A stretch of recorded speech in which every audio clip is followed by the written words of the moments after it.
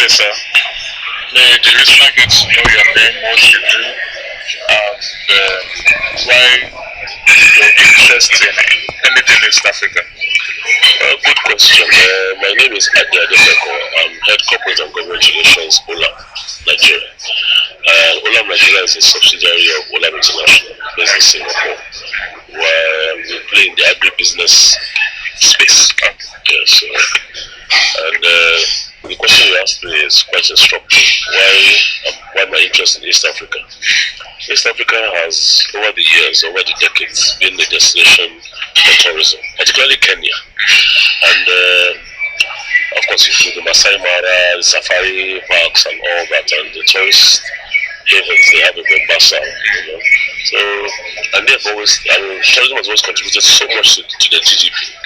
And for the right reasons, they have the climate, they have the scenic beaches, and all the things that you need, you know, for tourism. And they made a concerted effort to more or less harness that, you know. So when you talk about tourism destinations, you talk about East Africa, you talk about Kenya, you talk about Tanzania, and you now talk about Rwanda, which is what I call the new Africa rising, you know.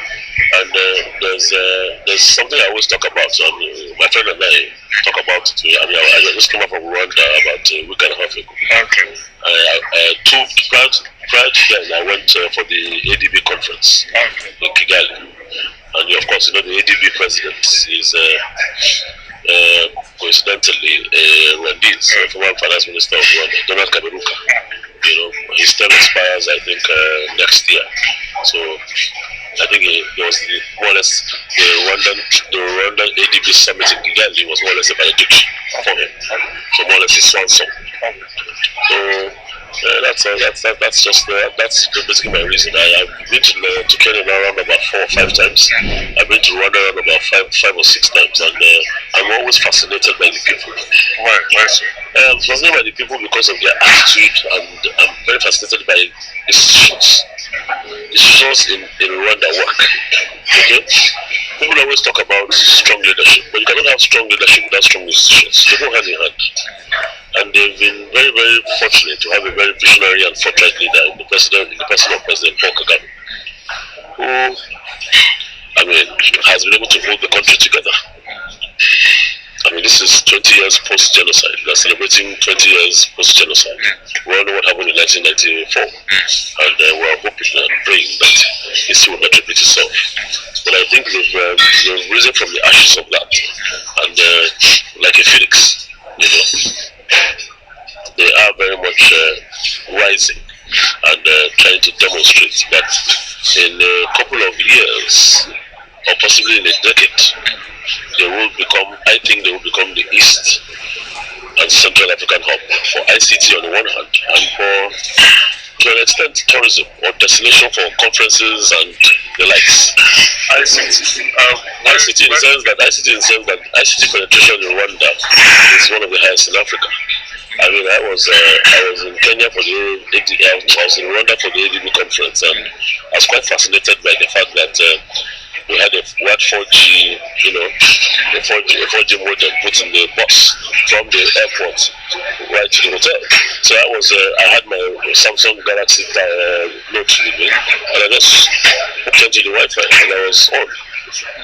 That's not a big deal in itself, but for them to do the simple things. But for us here, everything here is an event. But for the Rwandese, things are done in a process-like manner. So no repetition, no, because things are. If you tell you that what you see is what you get, let me put it that way. There's transparency, there's accountability, and there's believability, because the people believe in their leaders. I was reading one of the newspapers last week prior to coming into the country, back to the country, and we were looking at the performance index, or how the citizens rated the country and institutions. They rated the president number 1. I think he had a rating of about close to 80 or 90%. And guess who they rated next? The military. The military? Yes, the military, the army. Why? For security. Because security is key. They're a landlocked country, prone to a lot of attacks from the likes of Congo, DRC and all that, with splinter rebel groups here and there. Like I said, I don't always like to get into the politics, but of course we all know the militias left, right and center who are trying to take control of this and that. And don't forget that it's a 30 years post-genocide. They're making a lot of gigantic strides, and people are saying to themselves, so that is one of those stories that I've been told, and I've been told in a very, very positive narrative. Now, you're Nigerian, you are unlike a typical Nigerian because you are well read. Have you noticed that anytime, why is it that when you mention Rwanda, yes, the first thing that comes to an average Nigerian is genocide? And this is post-genocide, and we all know Rwanda has moved forward, but a lot of Nigerians are still skeptical. Meanwhile, those who know are already... You see, it shocks me very much that the average Nigerian intelligentsia, when you tell him you are going to Rwanda, or you are going on a trip to Rwanda, he asks you, are they not still fighting in that country? That's the one line I hear from most people. Even educated people of my ilk, who tell me that they are still not fighting, and I ask them, I said, listen, genocide ended 20 years ago. They are celebrating 20 years post-genocide, and you are talking about a war that ended 20 years ago. Yes, the scars remain. You know, people will forgive, might not forget, but there's a healing process, and the healing process is not a day. It's not an event. It's a process. It's not a day's job, and people have to understand that. I mean, there are 4 weekly flights from Lagos to Kigali, so via Rwanda. So I mean, that in itself shows you that you can go to Rwanda on a Thursday and come back on a Sunday. You can decide to go on a Monday. I mean, you have 4 flights every week. I mean, that shows you to a large extent, you know, what needs to be done. And quite impressive again is that I will consider myself an ambassador. When I mean an ambassador, a good ambassador of Rwanda to Nigeria. I met the president during the meeting I attended of the ADB conference. I met him on the sidelines. I mean, just told him about what he was doing and encouraged him. Just more or less encouraged him. And I'm quite bowled over by his persona. And he's a leader that has gravitas, has what you call executive presence, delivers very well, and shows a lot of courage and dynamism. And for him, his leadership by example, and I think it's something that needs to be emulated by African leaders. And then close to him again is the President Uhuru Kenyatta of Kenya. And of course, you know, Kenya and Rwanda are neighbors. I mean, the flight is 1 hour 20 minutes. You know, so I mean, Kenya and Rwanda are neighbors, and even though President Uhuru Kenyatta is in his early 50s, Kagame is in his late 50s, they are all of the same generation, including our own President Goodwill Jonathan. So you can see that the 3 of them are more or less, generational leaders, if you know what I mean. So far so good. We can get better. We just need to up our game here, and our game in terms of how we portray ourselves. To just, we should give our own government a bit of time. I think because the mistake we always make here in this country is that we think that we're very good at criticizing. But see, things have to be done in a gradual manner. I mean, we must have just started it, continued. We just need to have continuity in things we do. That's the only problem we have here. I mean, one government hands over to another, and the other government doesn't continue. The other government doesn't continue from where the other one stops. But I think on a Richter scale, I do not think the current government is doing badly. Because in some areas they have their successes, in some areas they have their shortcomings. But it's not, Rome was not built in a day, and the rot was not a rot that way. That is going to take 4 years to fix. So I think we should give the government a bit more time, be more supportive, show more patriotism, believe more.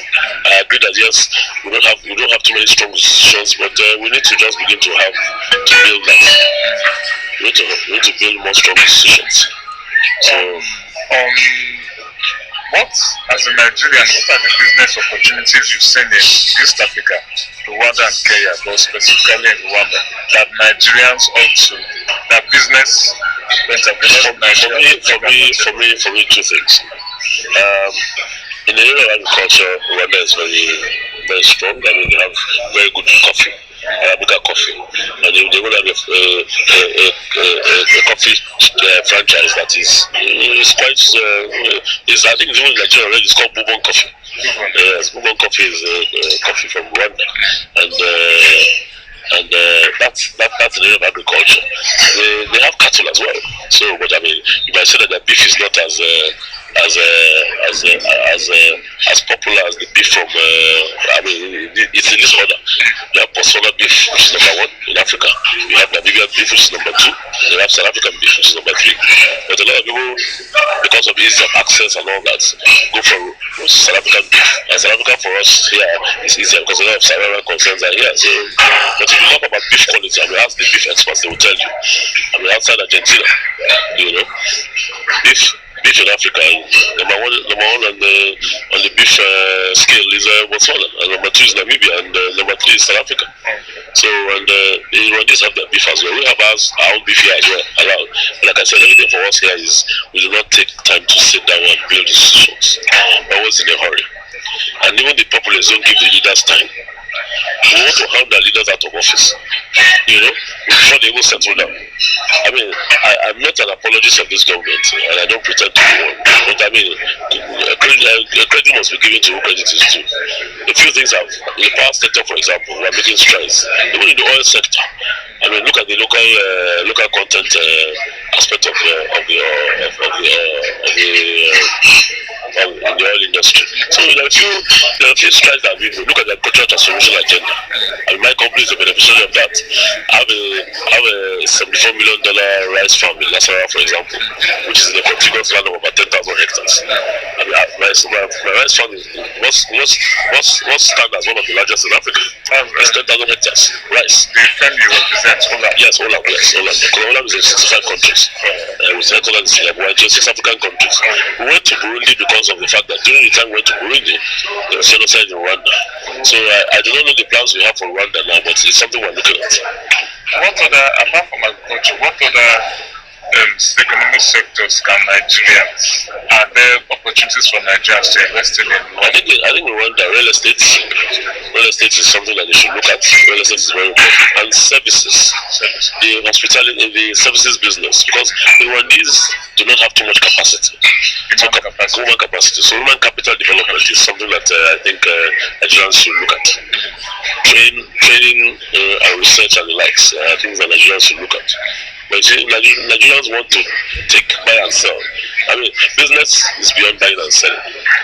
You can improve human capital, you can do capacity building and development and things like that. So that is one thing area I think we can look at. Okay, sir. Going back to one of the comments you made, what took you to African Development Bank?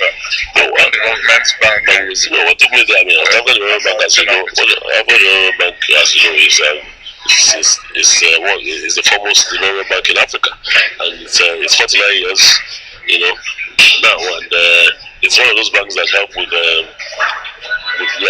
lending to areas of infrastructure lending and for Africa, and areas where you have wars and conflicts. And I mean, the Chinese pledged $2 billion, for example, for the next 10 years to the African Development Bank to support projects, here and there.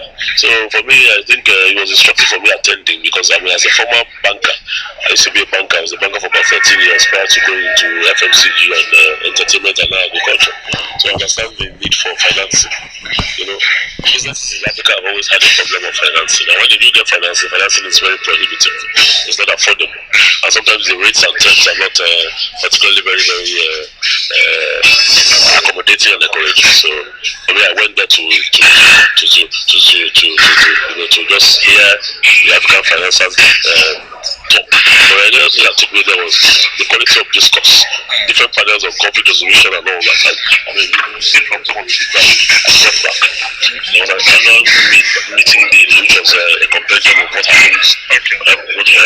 happens every day there. So annual meeting, yes, this particular communication just came up with some, I think, some of the Dairy Limited or something. So they came up with dailies on what happened. So this was very good. And of course, that next year we are looking at a successor for Kaberuka. So I mean, I don't know how true it is. It doesn't open until July 1st anyway. Okay. So the question is, who sources can we look at?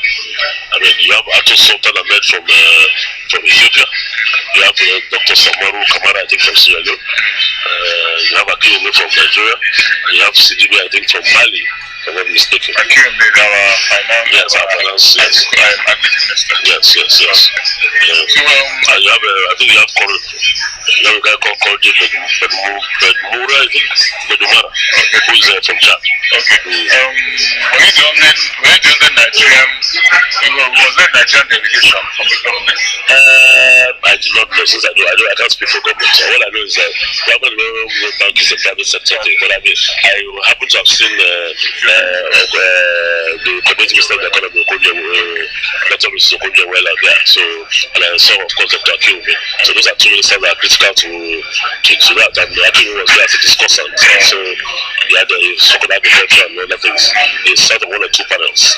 And Obasanjo, our former president, was there as well. He sat on about 2 or 3 panels.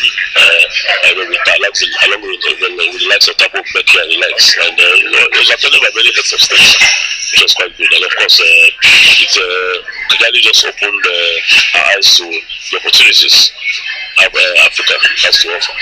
And the quality of this course was very robust. Yes. One other question. This will be the final one. Yes. What's your, as someone who has been to Rwanda,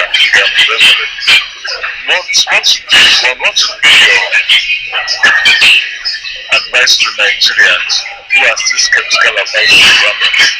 And where do you see Rwanda like in the next 15 years, 10 years? Well, I will look at Rwanda in the next 5 to 10 years. I think that's more, 5 to 10 years, being an East and Central African hub. Okay, for many reasons. Because once stability is important, transparency and accountability, credibility, those are very, very important parameters for judging the country. And and security, of course. Coming to Rwanda, security is very, very, they have very tight security, but the security is well controlled. Some people say that the security is in your face, but for me, I think it's controlled security. Because you have to be careful with the likes of Al-Shabaab, Boko Haram, and the like. So you just have to guard your borders against external aggression in terms of terrorism. So I see them as an ICT hub, and I see them as a destination for tourism. I mean, you could go and see the gorillas, of course, and the